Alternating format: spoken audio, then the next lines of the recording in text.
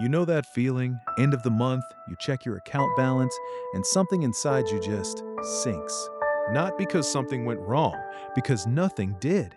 You went to work, you paid your bills, you bought groceries, you even skipped a few things you wanted, and somehow, the number is still embarrassingly small.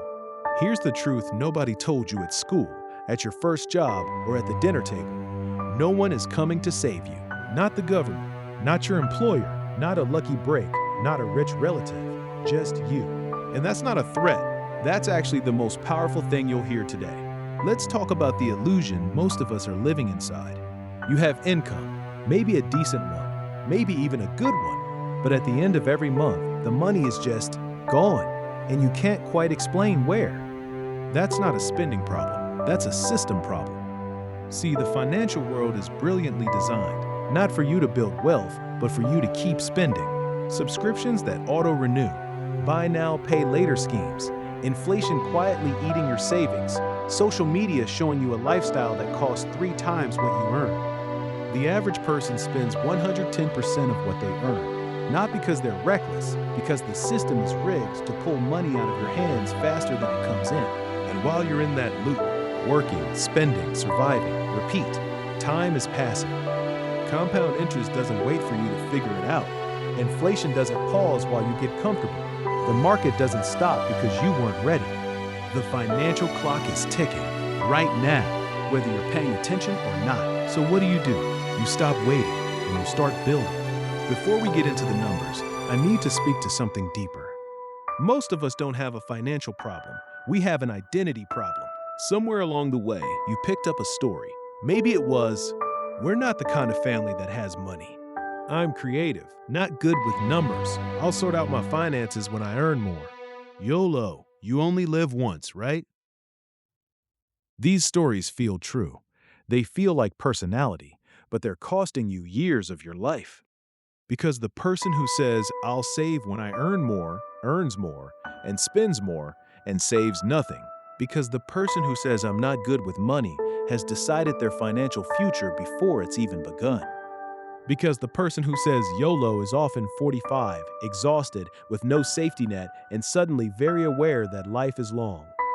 I'm not saying this to shame you. I'm saying it because I've been there. Most people have. But here's what changes everything. The moment you decide, truly decide, that your financial life is your responsibility and no one else's, something shifts. You stop being a passenger in your own story. You become the driver. And that is when things start to change. Okay, let's get practical. Because inspiration without action is just entertainment. Here are the moves that actually matter.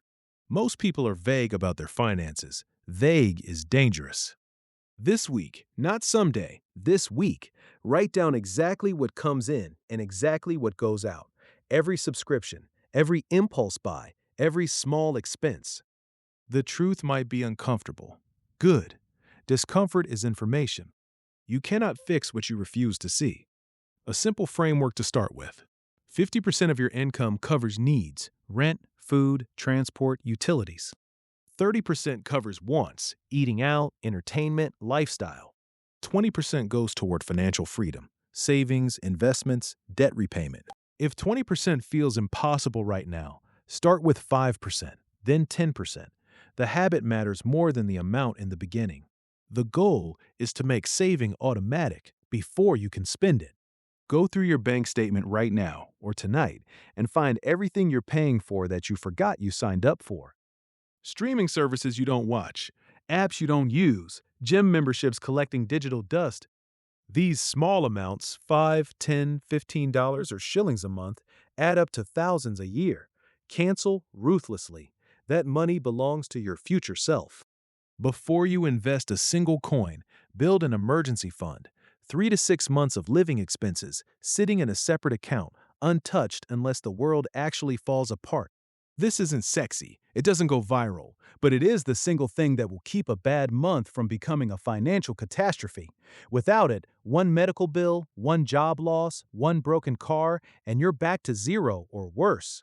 Once your base is solid, your money needs a job. A savings account is not an investment. With inflation the way it is, money sitting still is money slowly dying. Start learning. Index funds, money market funds, real estate, government bonds, whatever fits your risk level and your market. The specifics matter less than starting. Because here's the math. If you invest just 5,000 shillings or $40 a month starting at 25, at a conservative 10% annual return, by 55, you'll have crossed 10 million shillings. Start at 35, you'll have less than a third of that. Time is the resource you cannot buy back. I want to address something. When people hear budget and save and invest, they picture a life of deprivation, eating plain rice, never going out, watching others live while you scrip. That's not what this is. Financial discipline is not punishment, it is protection. It's the thing that means when an opportunity comes, a business idea, a chance to travel, a dream you didn't expect, you can say yes. It's the thing that means a medical emergency doesn't destroy you. It's the thing that means you can look your family in the eye and know they are okay if something happens to you. The people who seem to have it all and are actually free, they're not free because they spend freely.